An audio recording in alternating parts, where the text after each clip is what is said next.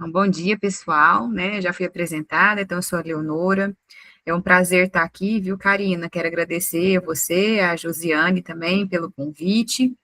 E conversar desse assunto, para mim, é sempre muito especial, porque além de ser um tema que eu gosto muito, que eu venho estudando há algum tempo, para mim se tornou assim mais uma responsabilidade social, né? De que quando o pesquisador ele já tem que devolver ali para a sociedade o retorno, né, ali das pesquisas, das ações que a gente faz. Então, conversar sobre isso, né, é um prazer para mim, que a gente vai cada dia mais divulgando as informações, né, que eu digo que isso, que o combate às situações de violência são feitos a passos de formiguinhas, né? Então, a gente vai fazer mais uma caminhada aqui hoje. Então, muito obrigada por essa oportunidade. Então, eu sou enfermeira, né, enfermeira obstetra, e desde sempre eu me lembro de estudar a parte de pessoas em situação de violência, em especial a mulher. Já trabalhei com vários grupos, né, vulneráveis também, mas o que meu olho brilha, assim, né, o que eu tenho mais apreço é em relação à mulher.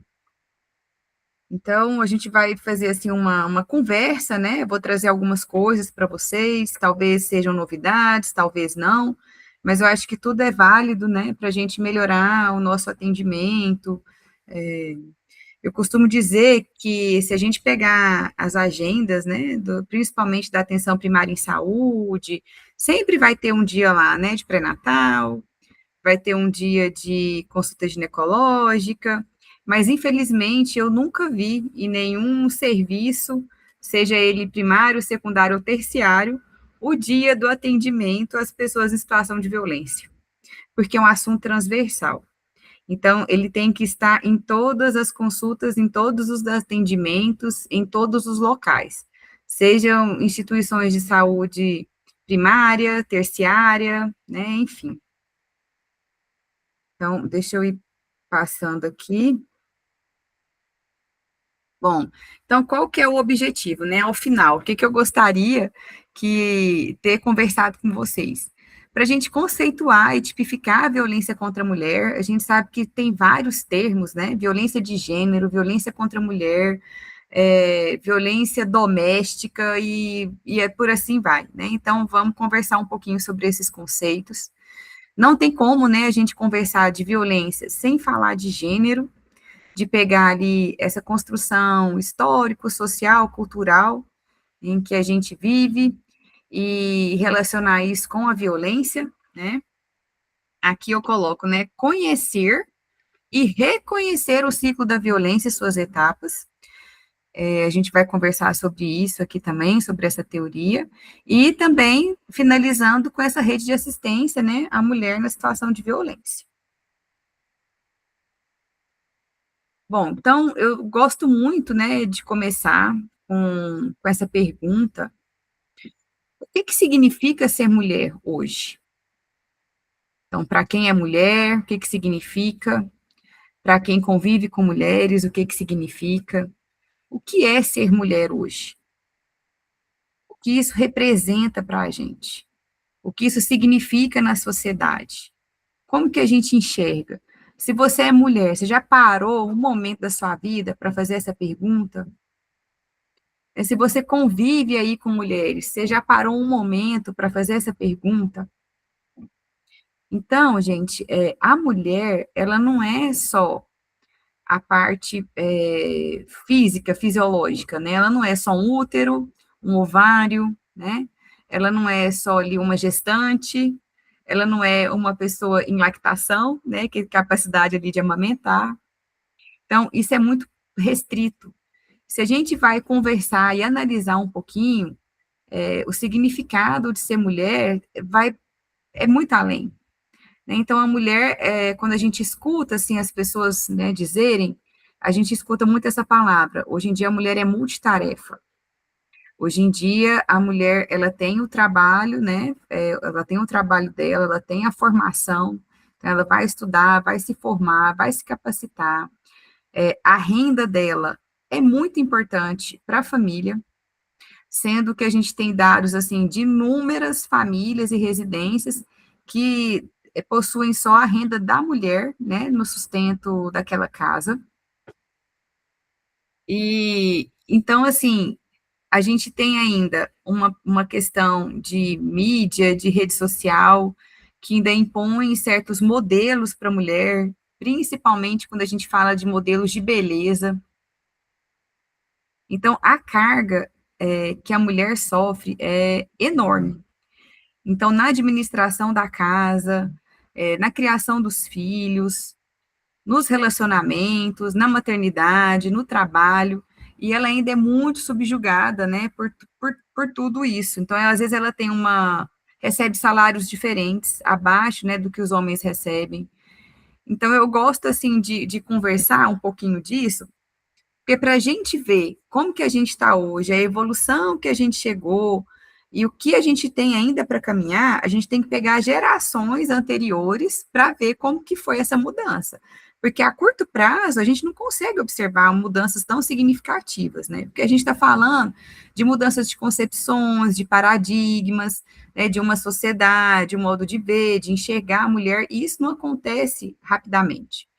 Então, assim, né? Vamos pegar uma geração ali para trás, sei lá, dos avós, bisavós, né? Então, é uma geração, assim, que a mulher não estudava, muitas mulheres, assim, chegaram eles falam, né, até a quarta série, quando eram alfabetizadas, a maioria não teve nenhum estudo de nível superior, a maioria não trabalhava fora de casa, ou se tinha algum trabalho, era do tipo informal, né? Elas não tinham autonomia sobre o corpo delas a respeito dos direitos sexuais, reprodutivos. Então, não era a mulher que escolhia quantos filhos ela ia ter, não tinha acesso a métodos contraceptivos, não tinha os direitos sexuais, isso tudo era dado ao marido, né, ao companheiro. Então, essa era mais ou menos o formato que a gente tinha. Então, era aquela mulher que ficava com as atividades domésticas, não reconhecidas, não valorizadas, e eu costumo brincar assim, né, que normalmente, se a gente pensar no avô, né, na figura masculina, eu ainda brinco assim, o avô ajudava nas tarefas domésticas? Provavelmente não. Provavelmente era aquele avô que até a avó servia o prato, né? Tipo assim, ele sentava na mesa, até o que ele ia comer, né? Era essa mulher que colocava no prato e tinha que colocar do jeito que a pessoa gostava, se era o arroz sem o feijão em cima do arroz, enfim. A pessoa normalmente também não escolhia a roupa que usar, já era a mulher que tirava a roupa no dia anterior para pôr, enfim. Então, normalmente, né, esse contexto da maioria das pessoas que a gente vê e conversa. Claro que tem exceções, né? Ainda bem que tem exceções. Aí, se a gente passar um pouquinho mais para frente, pegar a geração, assim, das mães, do pais, ali, aquele pessoal que nasceu na década de 50, por ali, então já é uma geração, assim, que estudou um pouco mais, muitos conseguiram fazer nível superior. Essa mulher começou a ter um trabalho, né, fora de casa, remunerado, um trabalho por exemplo, ela já tinha, assim, não era um trabalho informal, mas tipo, já era alguns trabalhos formais, né, carteira assinada, tudo.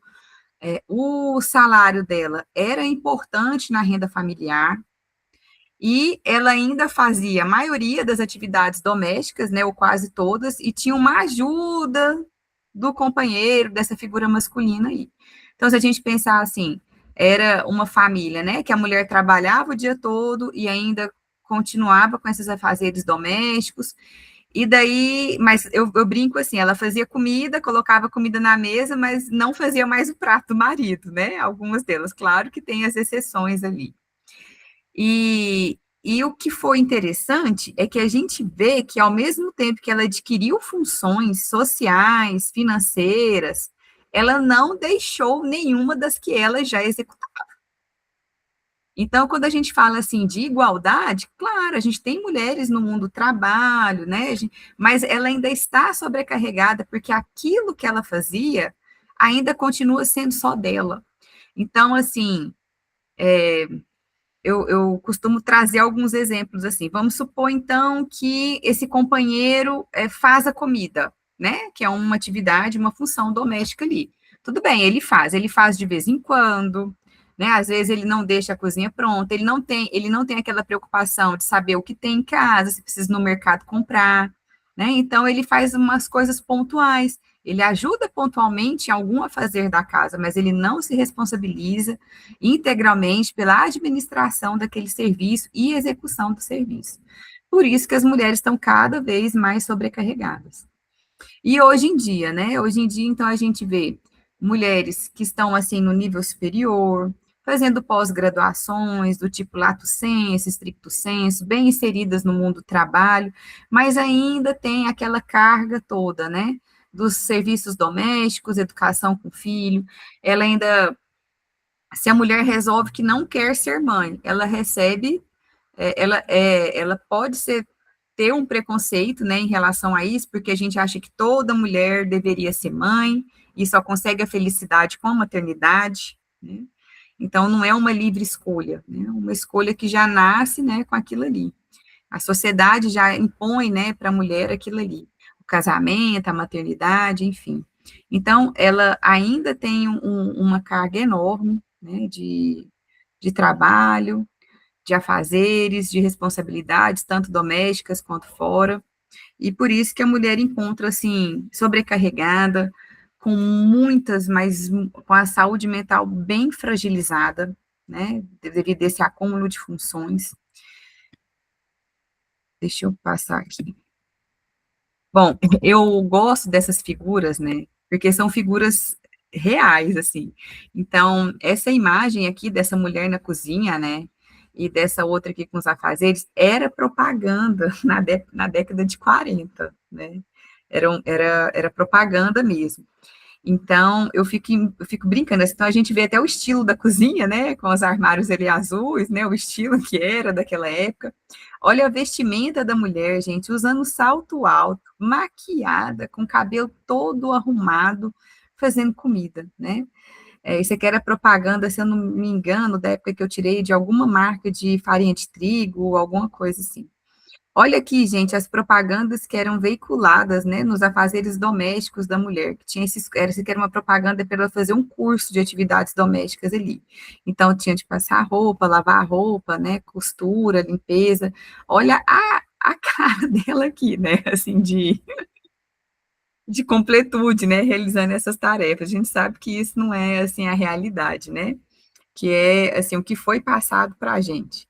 E ali, essas duas de cima, eu quis trazer também, né, a questão da maternidade e do casamento.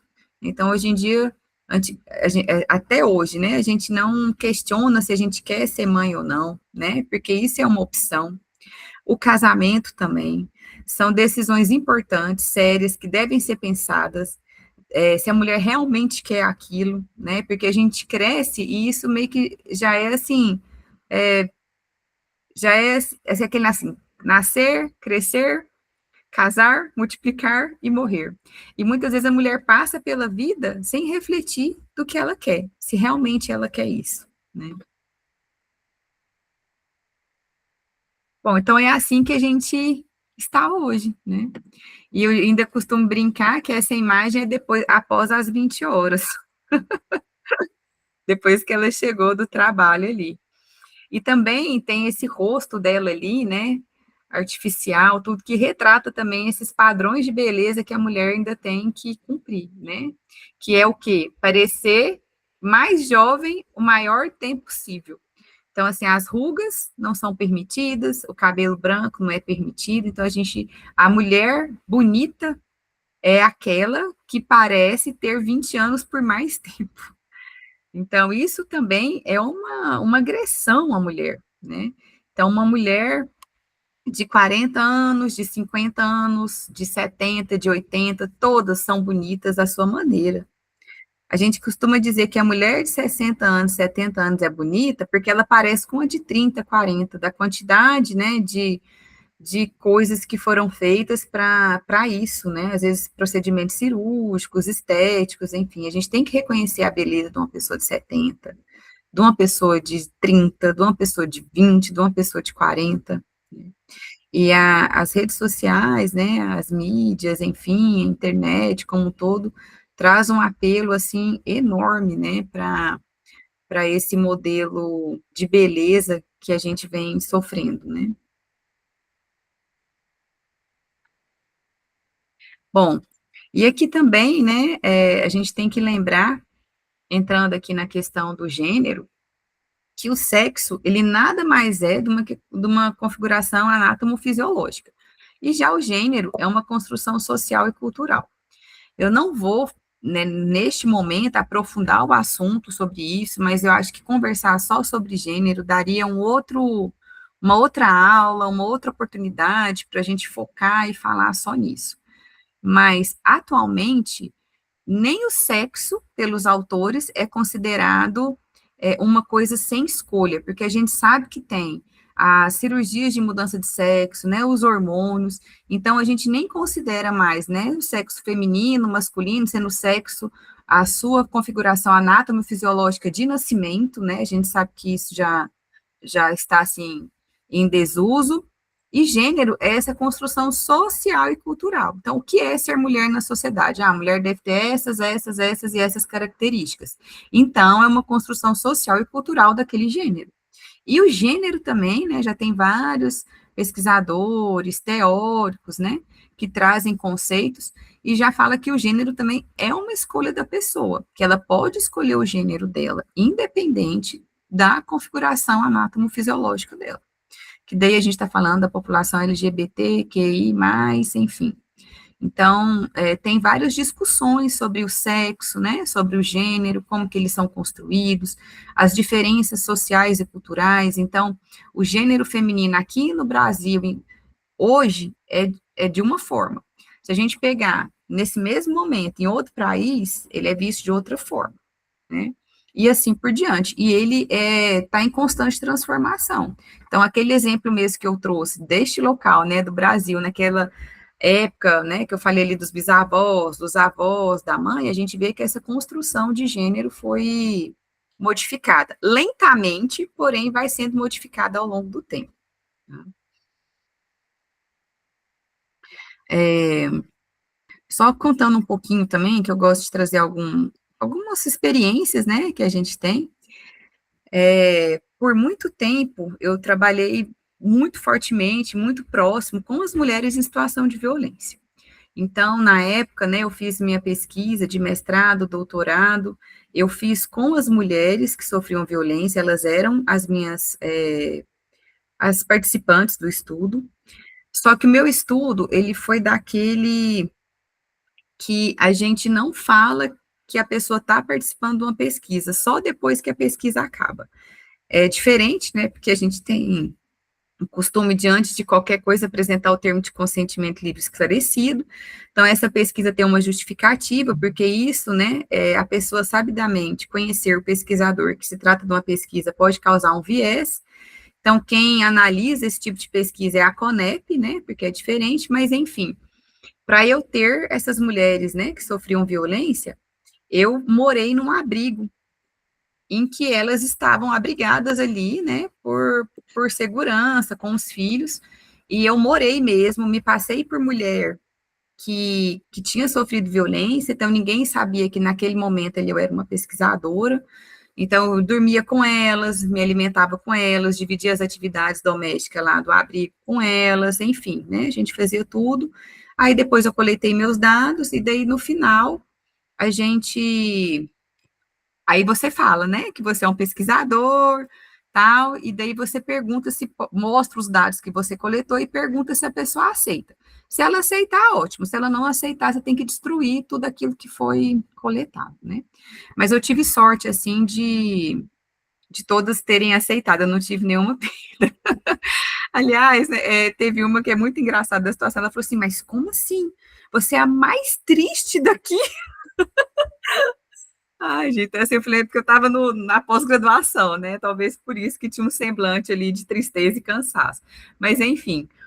Então, gente, eu sempre trabalhei muito com mulher, mas muito, muito, muito, o tempo todo com mulher.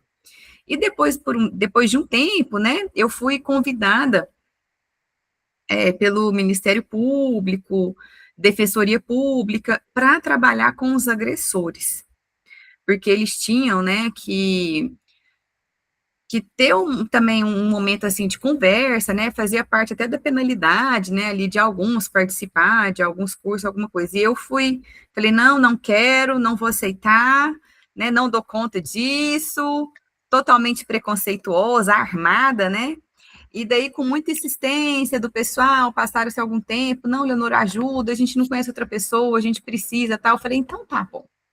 Então, eu fui, né, para essa oficina lá, que era contínua, né, com os agressores, mas bem armada, né, no, eu já fui assim, bem, né, e daí, conversando com eles, né, e fazendo essa aproximação, eu aprendi muita coisa, porque eu também aprendi a construção de gênero do homem, o que é muito difícil também. Então, assim, muitos deles, eu lembro de uma fala de uma pessoa que falou assim: professora, você não está entendendo. Eu amo refrigerante. Eu adoro refrigerante. Eu nem bebo água. Eu bebo só refrigerante. Mas você acha que eu posso ir num bar, sair com os amigos, com qualquer pessoa e pedir um refrigerante? Eu não posso. Eu tenho que ingerir bebida alcoólica. Porque senão nem homem eu sou. E isso é real. Outro exemplo, né? Eu estou ali numa festa, num bar, num evento social. Se alguém mexe com a minha mulher, mesmo eu não sendo, assim, mesmo eu não gostando de violência, enfim, eu tenho que reagir. Eu sou obrigada a reagir. Porque se eu não reagir, nem homem eu sou diante de quem está ali, né? Do meu convívio social, enfim. Professora, isso para mim é normal. Eu cresci vendo meu pai tratar assim minha. Isso é relacionamento. Isso é casamento. Como se que se relaciona diferente disso? Então a gente vê a construção que essa pessoa foi passando. A gente não está aqui discutindo o ser homem, a gente está discutindo o ser mulher. E a mulher tem as suas vulnerabilidades, né? Sociais, enfim. Mas o que eu estou querendo dizer agora? Que as construções sociais e culturais do gênero masculino e feminino, ela é forte e impactante para todos os lados. A gente também tem que desmistificar essa parte, assim, da mulher como vítima e do homem como superagressor, porque eles se envolvem, reagem, eles estão simultâneo ali a conduta de um e de outro, né? Então, é difícil também a construção do masculino. Se a gente parar, né, para estudar, eles também têm muitos preconceitos, né, muitas ordens sociais que devem ser cumpridas, enfim, tá? Mas mesmo assim, a mulher, ela se torna vulnerável diante do masculino devido às situações que a gente apontou aqui, que a gente vai considerar mais ainda. Então, é por isso que eu ainda brinco, né? Que existe delegacia da mulher e não existe delegacia do homem. Se o homem sofrer qualquer tipo de violência, e sofre, claro que em muito menor número, quem ele deve recorrer? À delegacia comum, que é a delegacia civil comum. Ele não tem uma delegacia especializada. Por quê? Porque o índice, né, é muito baixo. A quantidade de homens que sofrem violência é muito baixa. Então, não tem nem necessidade de ter políticas voltadas para isso, nem de constituir funções dentro de delegacias, ministérios, juizados, saúde, enfim.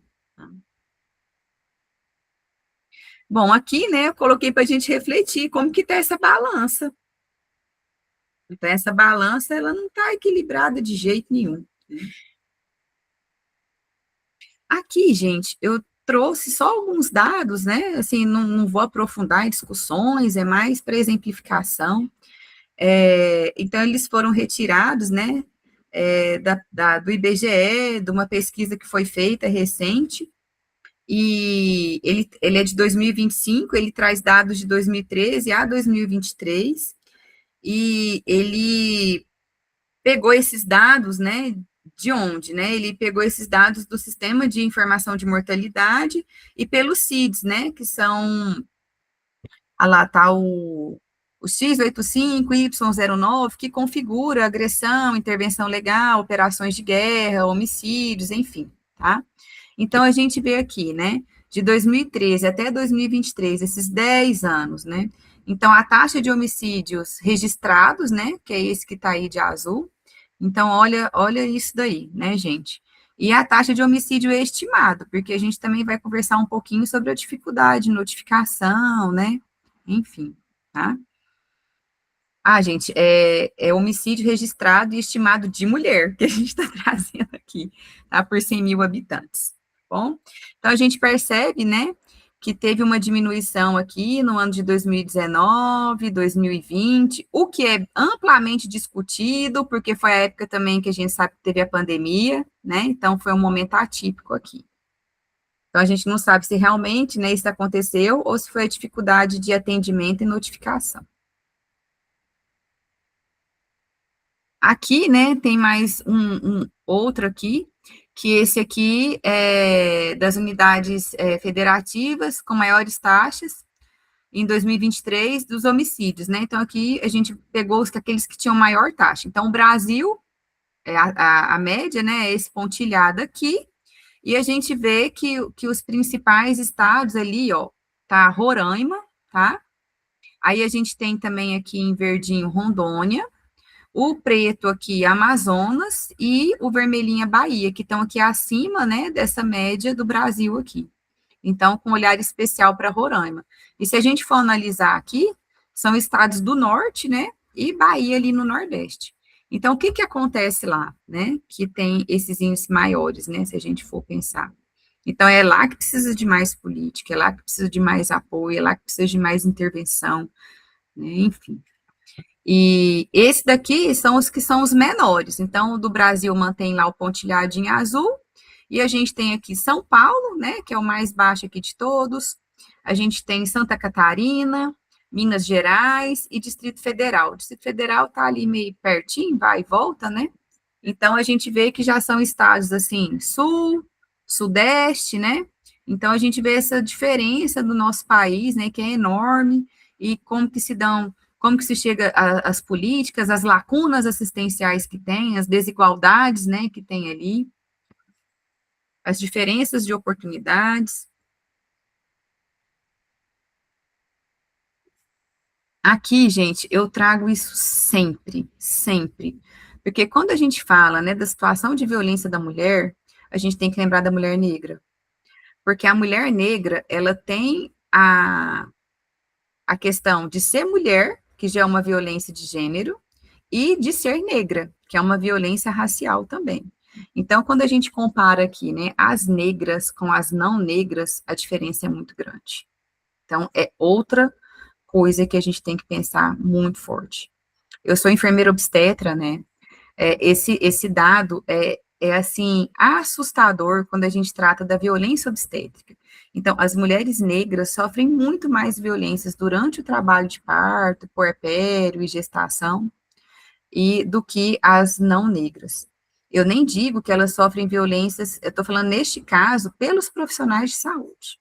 Então, a gente tem que lembrar, sim, tem que ressaltar e tem que ampliar o nosso olhar para as mulheres e grupos em situação de vulnerabilidade. Aqui eu trouxe as negras, mas a gente tem as indígenas, populações ribeirinhas, mulheres com deficiência,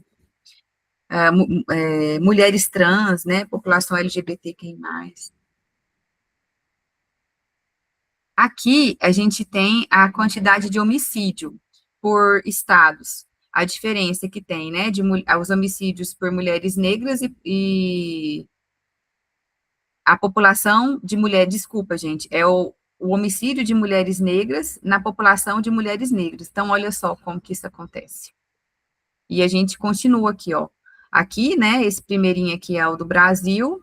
Então, a gente vê aqui, né, região norte, nordeste, né? Então, tem Acre, Alagoas, olha aqui, Amapá, Amazonas, Bahia, né? Aí o Goiás está aqui, né, que é onde eu estou, e a gente começa aqui, ó, Rio Grande do Sul, então a diferença é muito grande, Paraná, tá?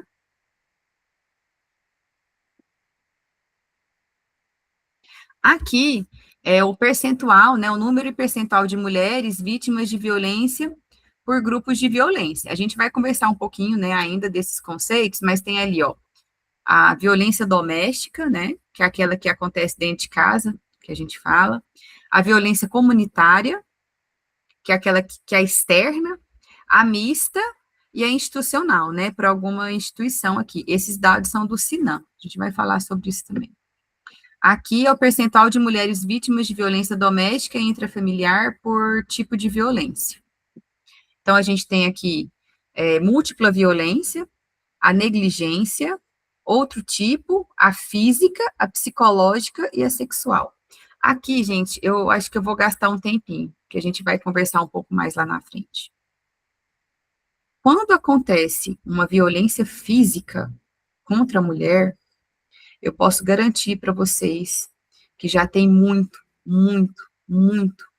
tempo que ela vem sofrendo a violência psicológica e sexual. Então, por que aqui eu vejo esse dado de mais de 51 mil mulheres na violência física e 15 mil na psicológica e 12 mil na sexual? E os números, assim, esse valor aqui, ó, ele é muito discrepante.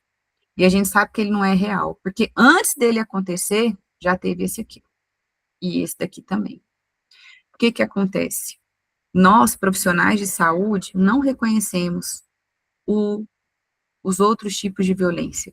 A gente reconhece o braço quebrado, a facada, a queimadura, o espancamento, o roxo, mas a gente não reconhece como violência toda a desordem mental, emocional, psicológica da mulher. Eu falo que é aquela mulher que tem tudo, né? Ela tem gastrite, amigdalite, insônia, depressão, porque ela não tem vida, ela está com o sistema imune, né, baixo, porque está vivendo uma vida de extrema agressão psicológica. E assexual também é importante demais dizer, violência sexual não é somente aquela em que o agressor é um desconhecido, que é o estupro que a gente está falando. O maior dado de violência sexual é cometido pelo parceiro íntimo dessa mulher. O que, que é o conceito de violência sexual? É qualquer ato sexual contra a vontade da mulher. Se ela teve relação sexual naquele dia com o parceiro dela e ela não queria, é violência sexual. Se ela teve numa posição, se ela foi obrigada a olhar algumas imagens que ela não queria naquele momento, é violência sexual. Então, o Ministério da Saúde, ele está mudando esse termo, né? Para isso ficar mais perceptível, que é a violência sexual por parceiro íntimo. A gente tem que entender, a nossa sociedade, a construção de gênero e a nossa vulnerabilidade é tão grande historicamente que a gente ainda tem aquela, eu nem sei falar isso, assim, do tanto que é, assim, aquela obrigação social que é imposta, que a mulher tem que satisfazer sexualmente o companheiro. Se ela está tendo relação sexual com ele de uma forma desagradável, que ela não quer, na hora que ela não quer, do jeito que ela não quer, mas se é com um parceiro, isso não é considerado violência. E isso é um absurdo. Aí eu pergunto para vocês, essas mulheres, 51 mil mulheres aqui, que sofreram violência física em 2022, vamos pegar essa diferença aqui, né, que seria mais de uns 30 mil e tanto. Essas mulheres não sofriam violência psicológica? Elas não sofriam violência sexual? Foi só a física? Está muito errado, né? A gente tem que aprender a preencher isso certinho, a olhar isso certo. E digo mais, esse dado aqui está errado, gente, devido à nossa culpa. Nossa culpa de quem? Nossa, dos profissionais de saúde. Porque essa ficha de notificação aqui cabe a nós. Se esses dados aqui não batem, a culpa é nossa, tá? Então, a gente tem que melhorar o esclarecimento, né, e o preenchimento dessa ficha. Eu volto também naquele tempo que eu estava lá abrigada, né? Tinha uma mulher lá que ela tinha sido queimada. Na verdade, eu nem sei como que ela sobreviveu, porque ela teve uma grande porcentagem do corpo queimado. E ela tinha, assim, um aspecto, sério, assim, a gente olhava para ela, era impactante, porque ela tinha vários enxertos, o nariz ela perdeu, ela tinha uns dedos, assim, que não conseguiram separar, né? Tudo devido a essa queimadura. Não tinha um pedaço aqui, assim, do cabelo, do couro, né? Porque perdeu, né, nessa queimadura. E ela, assim, ela nunca falava da queimadura dela, nunca. Ela sempre falava da violência psicológica, do quanto era ruim viver com aquele parceiro, das ameaças que ela sofria, do tanto que ela estava sendo presa, limitada, que ela não tinha mais vida social, não tinha mais contato com ninguém, não tinha vida própria, não tinha vontade, não podia escolher uma roupa que ela vivia, era ameaçada constantemente, uma tensão que ela vivia, então ela sempre se queixava disso. E nunca da queimadura e das sequelas, que eram muitas. E daí, lá, né, no campo, onde eu perguntei para ela, falei, mas eu quero saber como que você foi queimada, o que que aconteceu? Porque eu já estava, assim, há quase um mês lá, né, escutando, sabia de toda a história dela, mas não sabia da queimadura. Ela falou, da queimadura? Ah, não, a queimadura foi um dia que eu estava dormindo, e daí ela tinha fechado uma porta que não era para ter fechado, e ficou sem chave e tal, e esse marido chegou e não conseguiu entrar em casa, ele teve que pular uma janela, um muro para entrar, porque ela estava dormindo, ela não acordou, ela não cumpriu o combinado dele, né? E daí ele pegou, ficou com muita raiva, e pegou um gasolina que ele tinha lá num galão, jogou em cima dela e ateou fogo. Aí ela fala: não, mas eu consegui sobreviver porque eu estava na cama, eu consegui ir girando, me enrolando, né, com cobertor, abafou o fogo, tal. Então, assim, ela contou isso para mim, gente, na velocidade que eu estou contando para vocês. O que que dói nessa mulher? O que que mata ela em vida? Não é a violência física que ela sofreu, é a violência o quê? Psicológica. E quando eu conversei com ela sobre se ela já tinha sido violentada sexualmente por esse parceiro alguma vez, sabe o que ela me respondeu? Não, nunca. E isso eu não posso dizer. Eu nunca tive violência sexual. Será mesmo? Ou ela nem reconhece aquilo como violência? Do tanto que é normatizado na nossa sociedade. Você acha que a vida que ela tem com uma pessoa desse tipo que ela queixava, que teve o corpo queimado, você acha que todas as vezes que ela teve relação sexual com ele foi porque ela queria, do jeito que ela queria? Claro que não. Só que ela ainda nem consegue reconhecer aquilo como violência. Ela reconhece como violência sexual só o estupro por desconhecido. Isso é muito triste. Então, eu parei um pouquinho nesse dado aqui, porque ele é grave, ele precisa de discussão. Aqui é onde que aconteceu a violência, então, para mostrar, né, que a violência contra a mulher, ela ainda tem, assim, ela está aqui na residência, ela tem muito altíssimos dados, né, da violência doméstica, aí depois vem a via pública, ignorado, bar ou similar, comércio, serviços, enfim. Se a gente pegar as violências externas que acometem mais homens, jovens e adolescentes, elas não acontecem muito no lar, ela vai mais para a via pública aqui, tá? São as brigas, assassinatos, trânsito, enfim, tá? Bom, então vamos chegar um pouquinho aqui nessa parte conceitual, né? É, então eu trouxe isso aqui só para a gente entender um pouquinho. Então, o que é violência de gênero? Ela é a mais ampla de todas. Ela envolve qualquer questão que tenha a ver o gênero. Então, aqui, ela não é só da mulher, ela é do homem também. Então, quando aquele homem lá me contou, né, que ele não pode pedir o refrigerante dele, que ele nem é considerado homem, é uma violência de gênero. Só que a gente tende a usar essa violência de gênero como um sinônimo de violência contra a mulher, mas ela é muito mais ampla, porque ela envolve qualquer questão de gênero. Aqui entra também os homoafetivos, lésbicas, gays, mulheres trans, né, que também sofrem ali bastante violência de gênero. E é uma população ainda que a gente discute pouco e precisa muito ainda, né? Mas a gente está discutindo a mulher aqui. Mas eles sofrem violência de todos os tipos, eles sofrem a violência doméstica, da sua família, dos seus pais, né? Eles sofrem violência na comunidade, de ser agredido só por estar passando na rua, né? Então a gente sabe que isso acontece, então a gente precisa ainda conversar mais sobre essa população. Ela está carente de estudos, de políticas, de discussões e de mudanças de paradigmas. Não é porque o gênero que ela escolheu não corresponde àquele desejado histórico e culturalmente pela sociedade que ela tem que passar a violência por isso, né? Então, a violência de gênero, ela é muito mais ampla, ela não é só a violência contra a mulher. Então, espero que isso tenha ficado claro, embora a gente use ela como, assim, como sinônimo de violência contra a mulher. Dentro da violência de gênero, tem lá a violência contra a mulher. Essa que é específica mesmo, tá? Então, a gente está falando aqui da mulher. Pode ser a mulher idosa, pode ser no trabalho, pode ser casos de comércio sexual, tráfico de mulheres, né, de jovens. Então, tudo isso aqui está envolvido. Quando a mulher, por exemplo, recebe menores salários, ocupando o mesmo cargo do que os homens, é uma violência contra a mulher. Né? Então, ela é geral. Dentro da violência contra a mulher, que acontece ali, tem aquela que acontece dentro de casa. Aí a gente fala que é a violência contra a mulher doméstica. Mas aqui é qualquer violência que aconteça dentro de casa.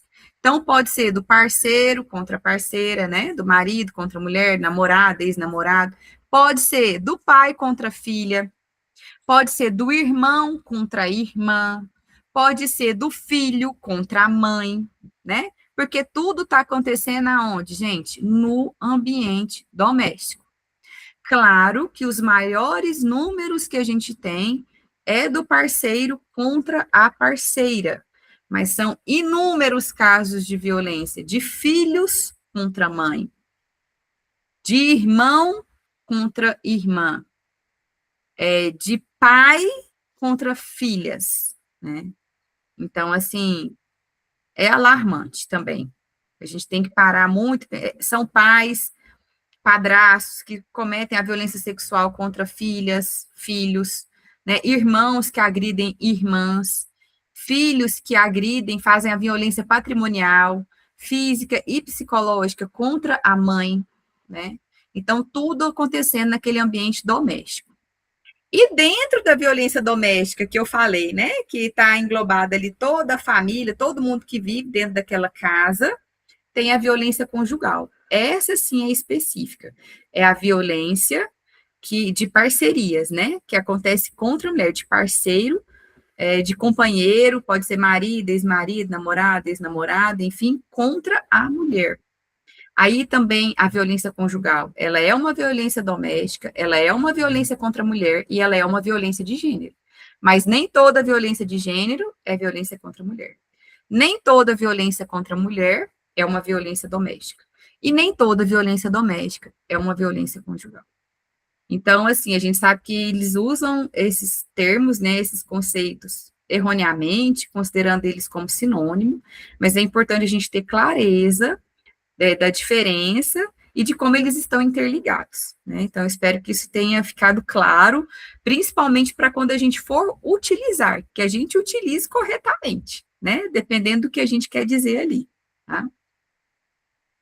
Bom, dentre essas violências aqui, né, que são os conceitos, né, que a gente tem os tipos de violência, as formas de violência.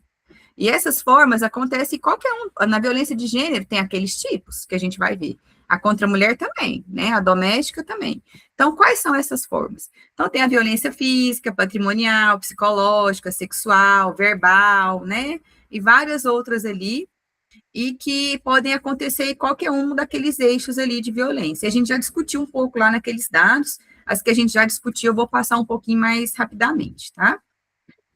Então, a violência física é a mais clara, é a que, assim, quando a gente fala de violência contra a mulher, vem aquela imagem, né, de uma mulher machucada, é a que a gente consegue enxergar, mas é a que menos acontece, gente, é a que menos acontece. Então, o que que é, né, o conceito?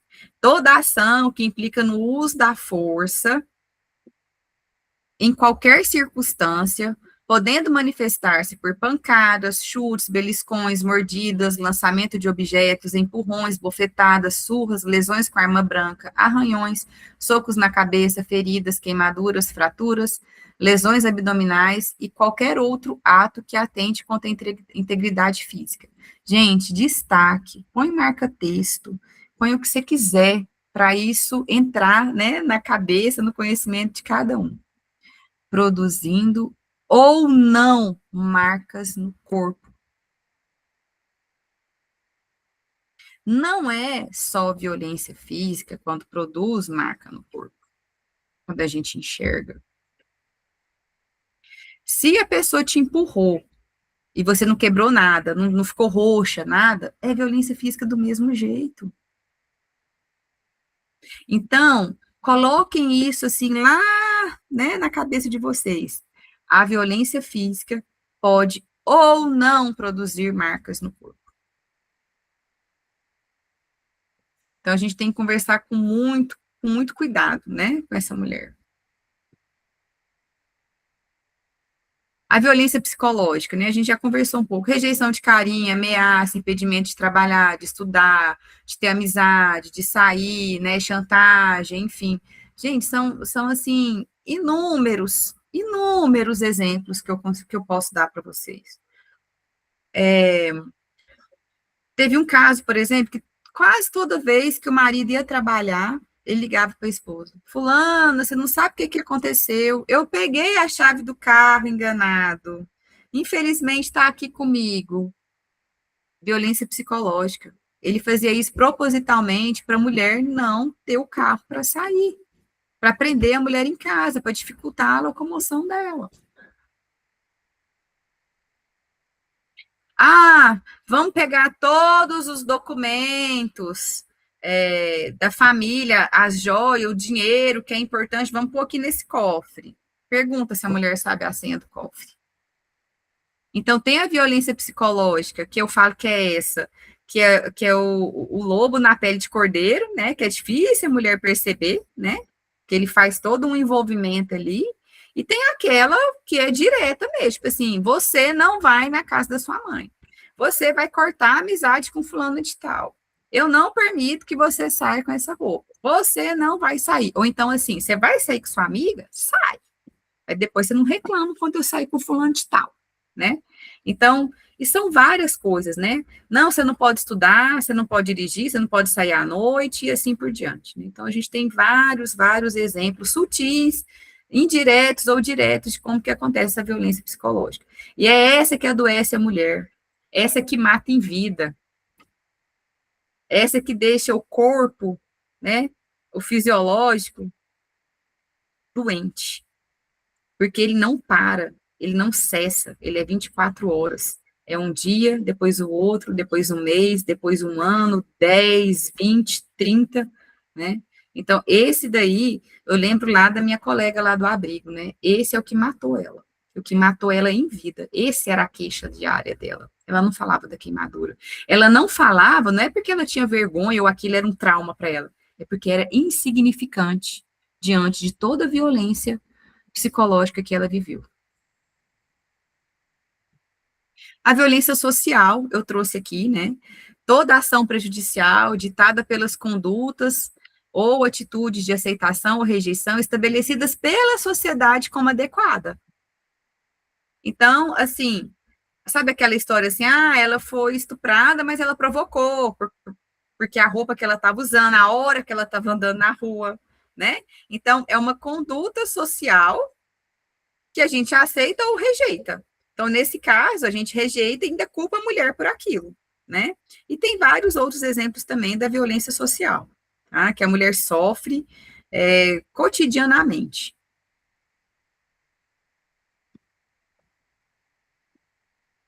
Aqui tem a violência patrimonial, também dita como econômica, né?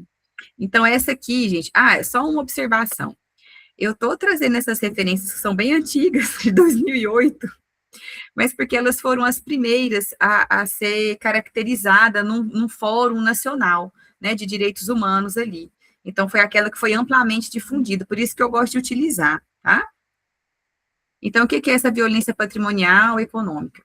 É qualquer conduta que configure retenção, subtração, destruição parcial ou total de seus objetos, instrumento de trabalho, documento pessoal, bem, valor, direito ao recurso econômico, incluindo os destinados a satisfazer suas vontades. Gente, então é qualquer coisa. Se a pessoa rasgou uma saia sua porque estava curta, é violência patrimonial. Se ela reteve a sua carteira de trabalho, o seu RG ou do seu filho, trancou tudo, é uma violência patrimonial. Se ela levou a chave do carro também, né, é uma violência patrimonial junto com a psicológica que a gente estava falando. E tem aquela que é se a pessoa não tem acesso ao dinheiro que ela ganha. Quem administra o salário da mulher, não é ela, é violência patrimonial. Outra violência que acontece muito nas classes econômicas mais favorecidas. Os casais, né, adquirem bens, imóveis, bens de forma geral, e esses imóveis nunca são colocados no nome do homem ou da mulher. Eles são colocados no nome de parentes do homem. Então, é da mãe do homem, da irmã do homem, do irmão do homem. Por quê? Caso haja um divórcio, a mulher vai ficar com o quê? Nada. Muitas vezes isso é feito às escondidas, né? Então o cara vai lá, vamos supor que ele compra um apartamento, que é um imóvel, que ele compra esse apartamento para, sei lá, para alugar uma fonte aí de renda. Ele compra esse escondido da mulher, não coloca no nome dele, coloca no nome da mãe dele. Aí depois, né, numa separação, aquele imóvel não entra na partilha. E isso é violência patrimonial também, tá? Enfim, né, são vários. Outro dia eu estava discutindo, né, aquela questão, assim, da família lá que tem dois carros, o carro bom é o do marido, o carro pior é o da mulher, né? Isso ainda é muito frequente. Violência o quê, gente? Patrimonial. Por que que é assim? Né? Então, é qualquer bem, valor, né, qualquer coisa, se é subtraído, retido, destruído, né, é considerada violência patrimonial.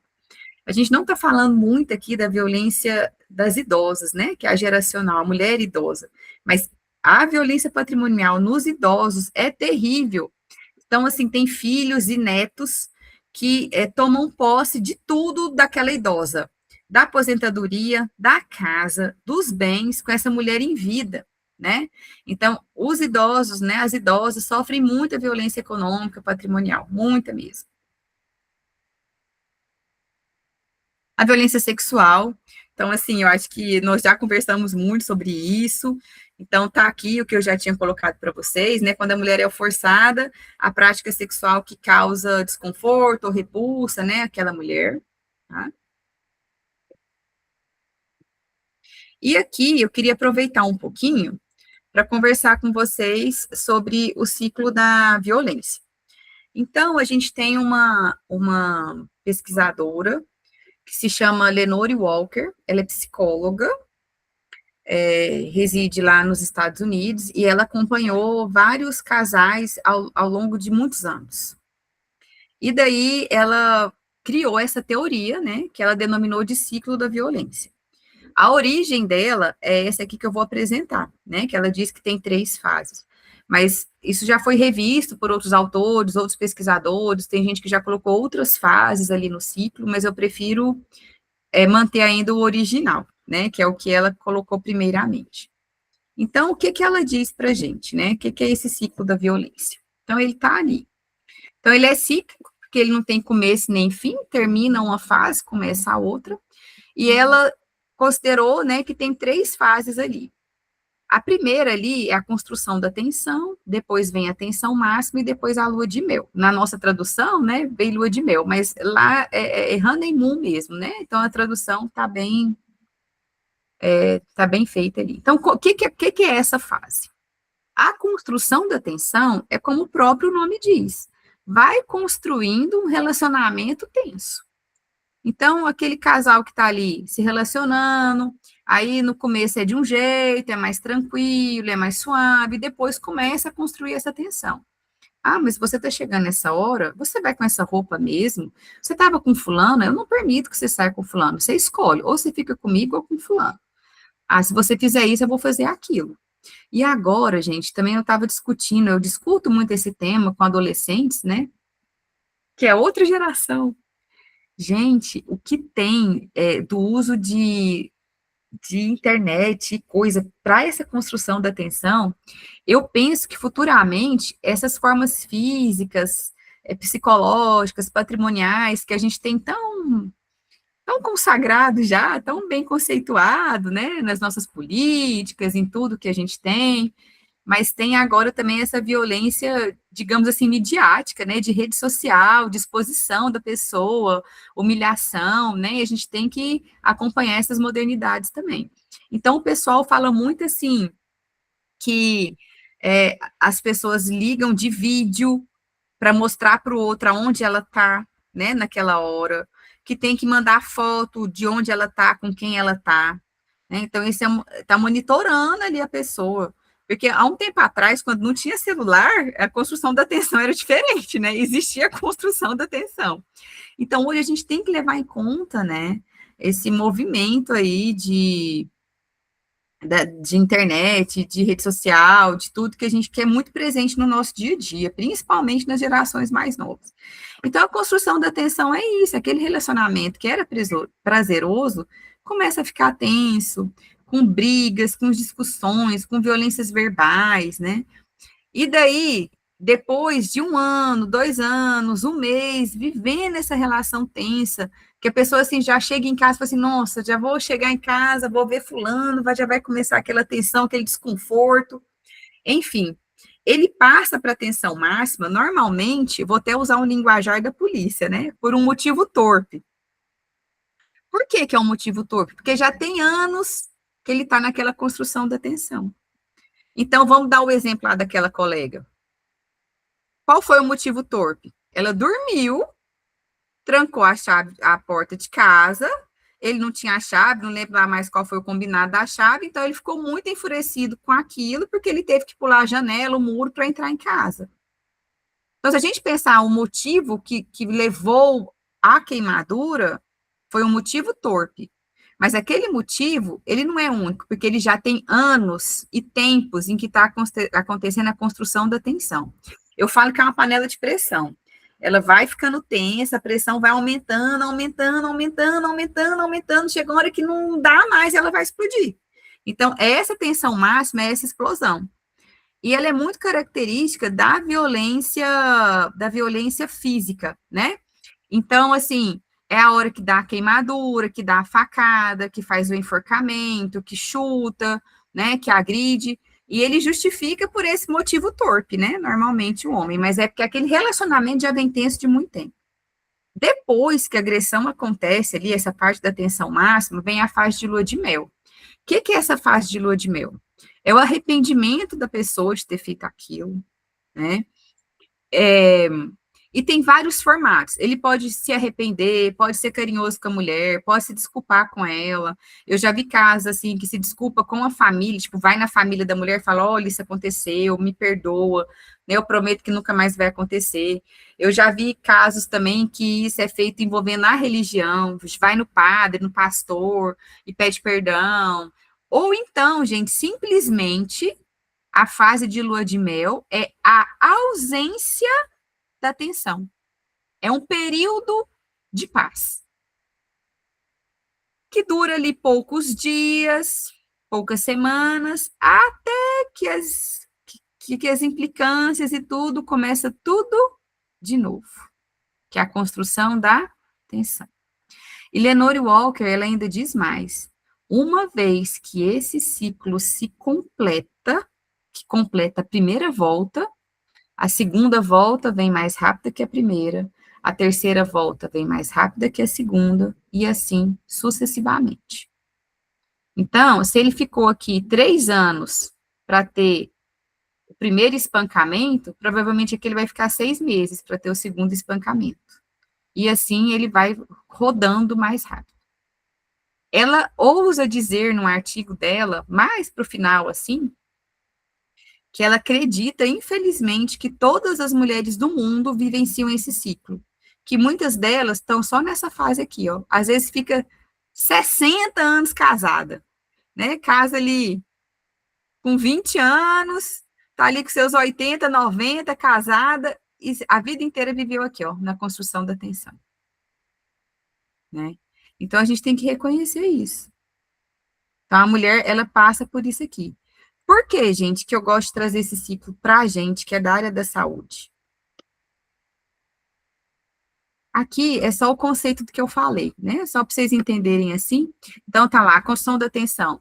Incidentes como agressão verbal, crise de ciúme, ameaça, destruição de objetos, xingamento, crítica constante, humilhação, pequeno acidente de agressão física. Há um aumento gradual da tensão que pode durar alguns dias ou período de anos. A mulher demonstra precaução extrema com relação ao seu companheiro, nega que o abuso esteja ocorrendo e tenta controlar a situação. O agressor torna-se progressivamente agitado e raivoso. Um pequeno incidente de violência física ocorrerá e a mulher tentará justificar a agressão. O agressor sabe que seu comportamento está errado e teme que sua companheira o abandone. A mulher, inadvertidamente, reforça os temores do agressor, retraindo-se para não provocar, e a tensão entre agressor e sua companheira torna-se insuportável, e as expressões de tensão, hostilidade, descontentamento, invariavelmente conduzem à segunda fase, que eu falei com vocês, que é a da tensão máxima. Então, a tensão máxima é quando ocorre um ato destrutivo principal de violência física contra a mulher.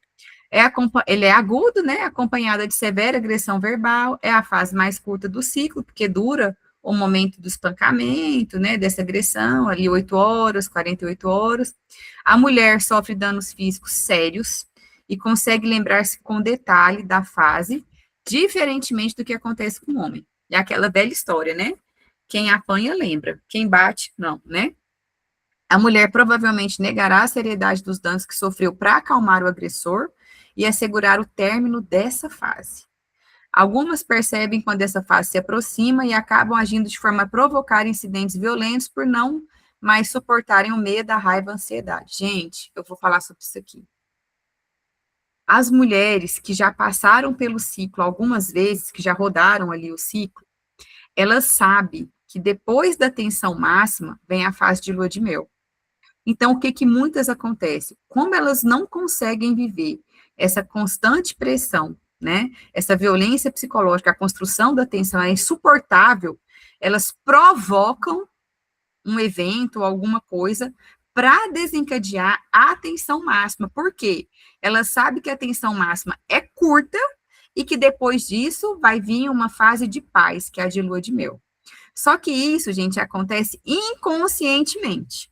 A mulher, ela desconhece o ciclo da violência. Ela não está assim, nossa, não aguento mais a construção da tensão. Vou desencadear a tensão máxima para ter o meu momento de lua de mel. Né? Isso não é consciente, é inconsciente. Mas isso acontece.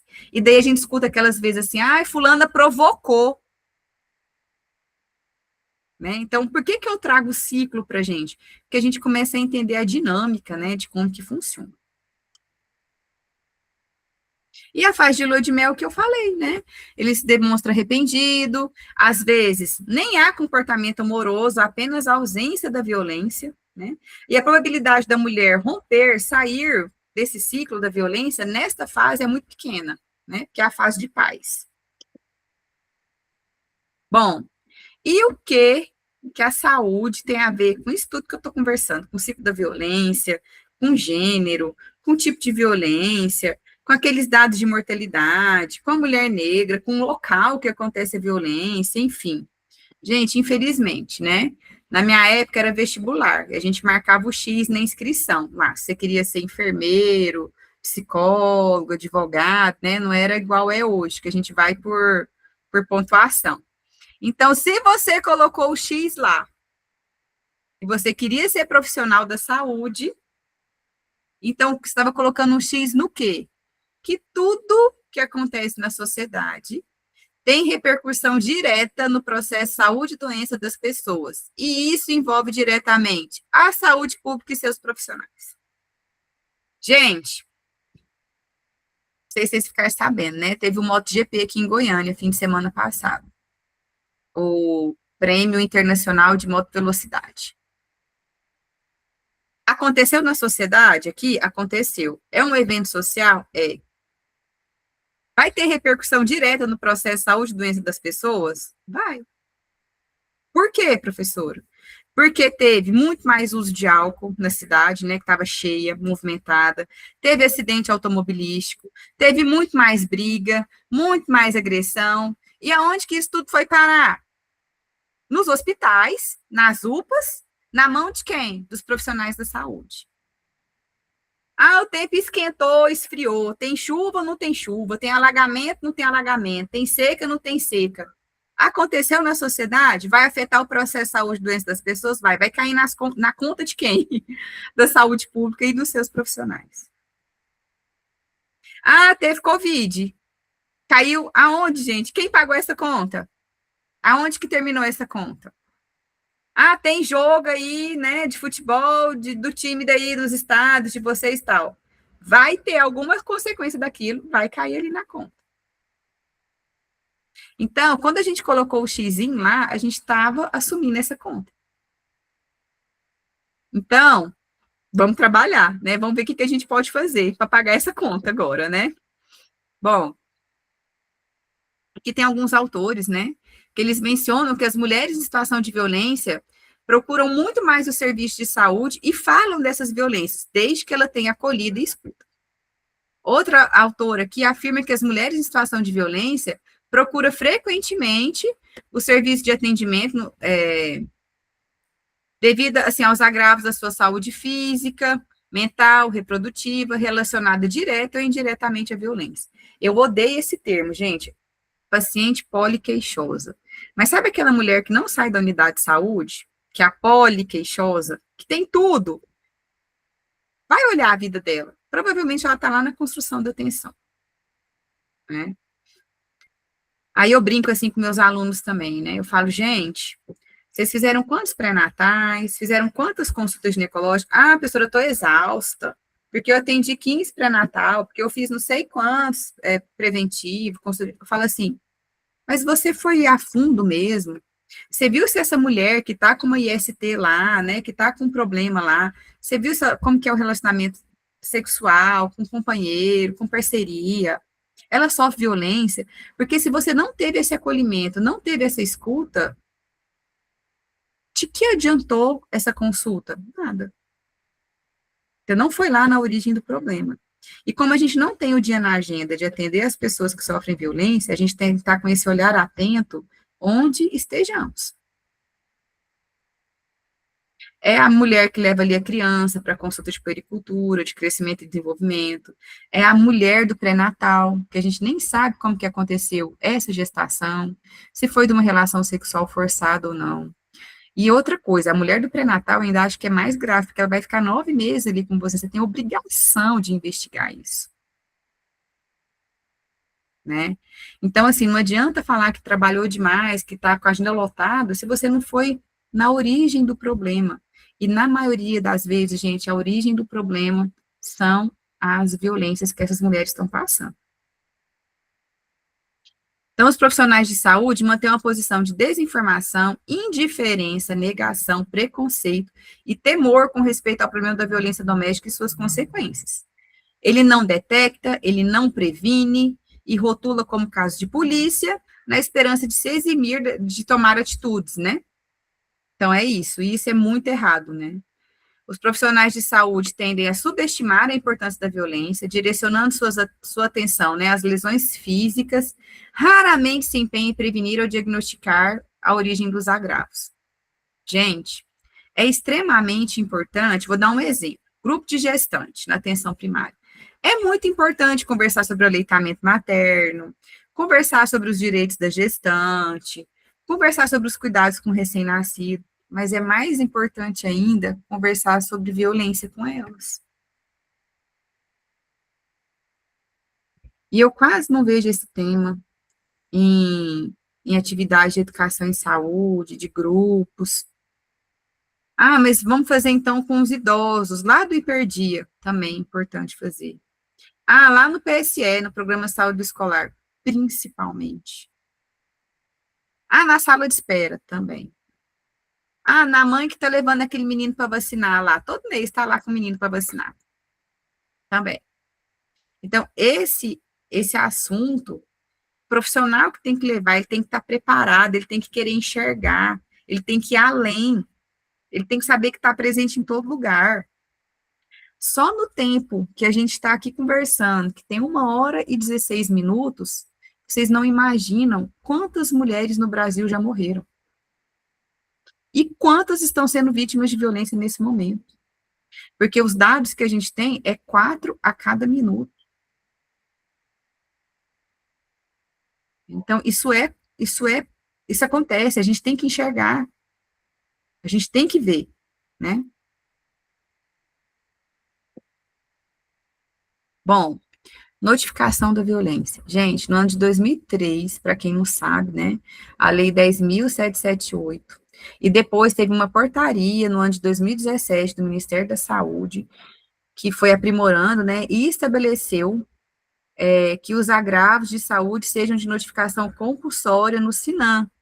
E a violência é também uma dessas coisas que tem que ser notificado lá no Regulamento Sanitário Internacional. Na relação de doenças, agravos e eventos em saúde, notificação compulsória em todo o território nacional. Depois, a violência sexual, especificamente do tipo sexual, ela deve ser de notificação nas primeiras 24 horas. Igual outras doenças, por exemplo, meningite, né, para ver os contactantes, né, tem essa importância. Por quê? Que é só da sexual. Porque se a mulher precisar tomar a pílula do dia seguinte, ela precisa desse tempo. Se a mulher precisar tomar coquetéis, né, medicamentos para evitar as ISTs, HIV, hepatite e outras, né, ela precisa desse tempo. Então, ela é de notificação nas primeiras 24 horas, a do tipo sexual, tá? E como que a gente deve atuar? Gente, é como eu falei, não tem uma agenda. Eu venho dando dica em toda a minha fala. Lá naquele período do ciclo, que é a construção da atenção, é sensibilizar as pessoas com essa problemática, é detectar a violência com uma escutativa, é tocar nesse assunto com os pacientes, tá? Atividade de prevenção, já coloquei aqui grupo de gestante, onde as mulheres estiverem, e orientar a mulher, indicando todas as organizações governamentais ou da sociedade civil que pode amparar. É uma coisa é um fenômeno tão multifatorial, multicausal, que você sozinho não vai conseguir romper com esse ciclo da violência da mulher. Mas você tem como indicar, é sua obrigação indicar. Do mesmo jeito que chega uma mulher lá, sei lá, uma dor enorme ali, ter um diagnóstico de dor aguda por conta de um mioma ou de uma endometriose, a gente passa ela para o serviço especializado, enfim, a gente tem que indicar essa mulher que chega lá, olha, tem o Ministério Público, tem a Delegacia da Mulher, tem aquele hospital que atende vítima assim, assim, assado, tem um abrigo, então é função nossa conhecer a rede e fazer, né, essa interlocução ali entre eles, tá? Na atenção máxima, a gente não tem jeito. A gente vai tratar as lesões físicas e acompanhar essa mulher. Onde que essa mulher chega? Emergência, UPA, tá? Pronto-socorro, é ali que ela chega. Bom, e como funciona a rede de atenção à mulher em situação de violência? É isso aqui, gente. Eu falo que parece mais um enovelado, né? Meu sonho era ter um fluxo assim, ó, passo 1, depois passo 2, passo 3, né? Mas infelizmente não é. É um evento assim de uma magnitude bem ampla, é um fenômeno assim multifatorial, então ele tem essa rede assim, né? Que parece que não tem começo nem fim. Então, vamos ver ali como que funciona essa rede. A gente tem a rede de enfrentamento e a rede de atendimento, né? Que eu vou separar aqui para vocês. Então, a gente tem tanto ali a parte da educação, das universidades, movimento de mulheres, ONGs, os conselhos de controle social, organismos de políticas para as mulheres, que são essa parte teórica, né? Que fica ali tentando fazer uma diferença política, teórica, de paradigmas ali, né, que está aqui em volta dessa rede, bom? E daí a gente tem a parte da justiça, que a gente tem o juizado criminal civil, tem posto de atendimento, né, nos aeroportos, que aqui envolve o tráfico de pessoas, o Ministério Público, Defensoria Pública, os juizados especializados, promotorias especializadas, defensorias, enfim. A gente tem a parte da segurança pública, que é da justiça, né? Segurança Pública, Polícia Rodoviária Federal, Polícia Civil, IML, Polícia Federal, Bombeiro, PM, a Delegacia de Atendimento da Mulher, né, que são as DEANs, Núcleo, Posto e Seção de Atendimento à Mulher. Na parte da saúde, tem um programa ali, né, que agora já é Estratégia de Saúde da Família, e os serviços não especializados, hospitais gerais, postos de saúde, e tem os serviços especializados. Então, dentro aí do seu estado, da sua cidade, qual que é o hospital que tem esse serviço especializado que você pode indicar a mulher, né? Tem a parte de assistência social, que são os CRAS, serviço de abrigo, né, acolhimento, casa-abrigo, centro de referência especializado na assistência social, os CREAS, e no meio disso tudo ali, a gente tem o Ligue 180, né, que é o Disque Denúncia lá, o Centro de Referência e Atendimento às Mulheres, Núcleo da Mulher, ouvidorias, enfim. Essa aqui, gente, é a rede de enfrentamento, também que ela é ampla, né, entre as universidades, o papel da educação, o movimento de mulheres, né, a parte da habitação, já tem uma lei, né, que todas as casas doadas pelo governo para a população de baixa renda, ela vai, a escritura, ela vai no nome da mulher, ela não vai no nome do homem, não sei se vocês sabiam disso, né, porque a mulher que ali o sustenta, depois esse homem ali abandona a família, né, sai de casa, né, então sempre, isso é uma lei, tá? Aqui, gente, é o centro de atendimento, é a porta de entrada, é onde essa mulher vai percorrer. Aqui estão os dois, é de enfrentamento e de atendimento, né? E aqui é onde ela entra. Por onde ela entra? Por qualquer lugar. Ela tem que percorrer isso aqui tudo, infelizmente, né? Deveria não ter que percorrer isso daqui. Então, assim, ó o que que acontece. Por isso que é muito difícil esse trabalho em rede, porque ele está muito fragilizado, essa rede. Vamos supor que a mulher chega bem aqui, ó, ela entra lá, ela sofreu uma violência e ela vai lá para a DEAN, Delegacia da Mulher. A DEAN vai abrir o processo, tudo. Se é um caso assim, né, ela vai mandar lá para a justiça pedindo o afastamento do cara, tá? Aí ele vai para comprovar aquela violência ali, ele manda a mulher para onde? Para o IML. Então, ela vai ali para o IML passar por um procedimento, né? De averiguação, de violência sexual, enfim, o que for. Aí, quando ela chega, vamos supor que ela teve uma fratura. Aí ela vai bem aqui, ó, para a UPA, e ela vai ser avaliada tudo novamente. Então, os caminhos que essa mulher percorre é muito difícil, porque ela tem que recontar a história. Um não está interligado com o outro. Imagina o tanto que seria bom se essa mulher, vamos supor que foi esfaqueada. Então, ela chegou num pronto-socorro. Ali, ela teve um atendimento acolhedor, tudo. Esse serviço que ela fez aqui já tem um atestado que vale para a delegacia. Isso seria o ideal. E que essa delegacia estivesse lá no hospital, para que ela não tivesse que ficar percorrendo, né, distâncias, longas distâncias para isso. Mas não, a nossa realidade é a seguinte: ela chega aqui no hospital, a gente vai fazer a sutura ali, né, vai fazer os procedimentos que tem daquela facada. Aí, para ela denunciar, ela tem que ir na DEAN. Para verificar que ela teve a facada, aquele laudo, aquilo ali, não serve para ela. Tem que ter um laudo de quem? Do ML. Então, ela vai se expor novamente. Tá? E assim por diante. Ah, não, ela precisa sair de casa, vamos ver uma casa-abrigo.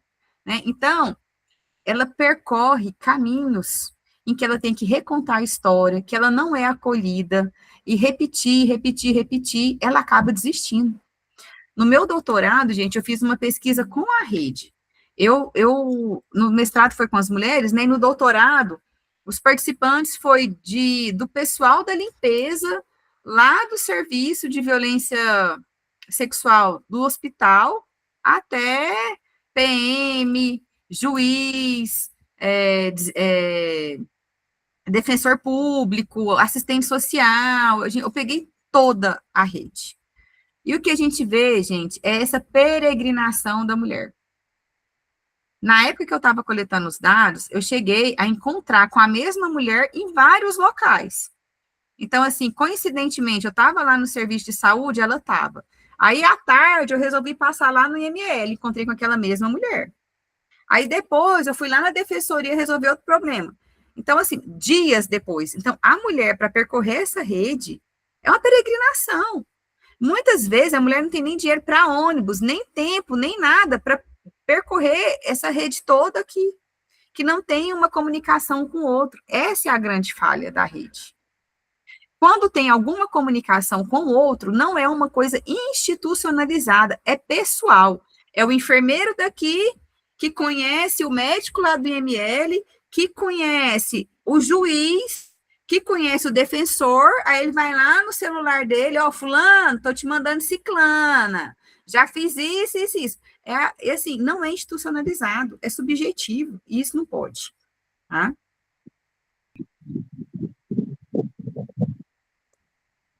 Deixa eu ver aqui, eu acho que eu já estou finalizando, né? Então, qual que é a diferença da rede de enfrentamento para a de atendimento? Então, a de enfrentamento contempla os eixos da política nacional de combate, inclui órgãos responsáveis pela gestão, controle social, políticas de gênero e serviço de atendimento, ela é ampla. A de atendimento refere-se somente ao eixo assistência e atendimento. Restringe, né, aos serviços de atendimento especializados e não especializados. E faz parte da rede de enfrentamento. Aqui, porta de entrada, é o que eu falei, é tudo, gente. A mulher pode entrar direto no Ministério Público, na Defensoria, na Polícia, na Delegacia Comum, no Pronto-Socorro, então ela tem múltiplas portas de entrada, tá? Aqui é a composição daquilo que está lá descrito para vocês, né? Acho que não vale a pena eu ficar repetindo, né? Então, os serviços de atendimento especializados, né, à mulher, são aqueles que atendem exclusivamente a mulheres e que possuem expertise no tema da violência contra a mulher. Outro problema. A gente vai lá no serviço que atende mulher, capacita os profissionais, né? Faz um programinha legal, né? De capacitação, de mobilização com esse tema e tal. Você vai lá daqui 2 meses, aquele pessoal todinho que estava lá, que você conversou, não está lá mais, não. Já trocou, né? Então, essa troca de profissionais dos setores também inviabiliza muito que essa rede funcione, tá?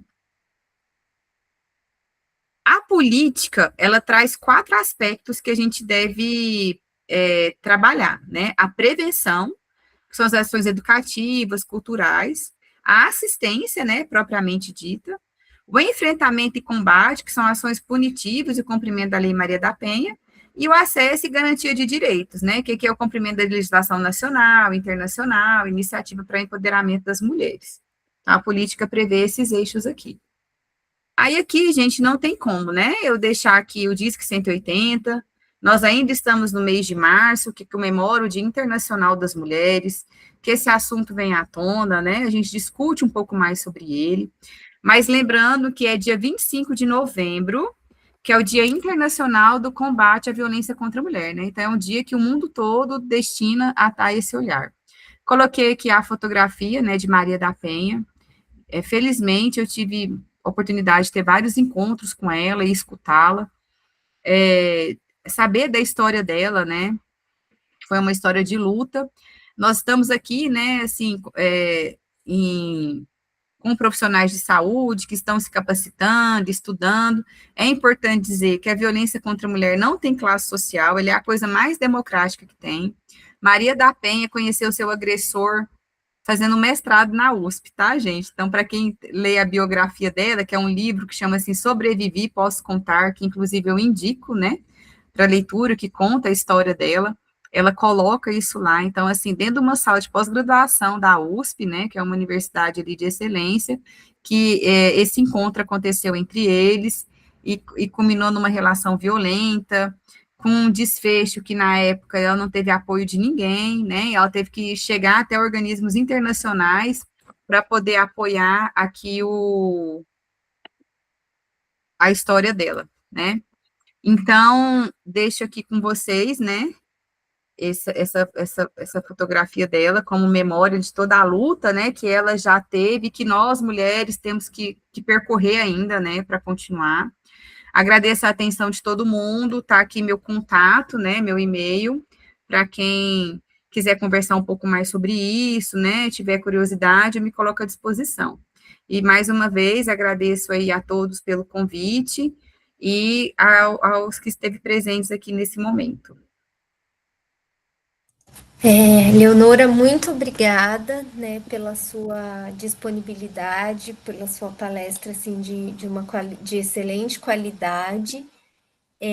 Eu gostaria de saber se tem alguém, né, que gostaria de fazer algum comentário. Eu vou parar aqui a gravação, né, para as pessoas se sentirem à vontade. Eu costumo dizer que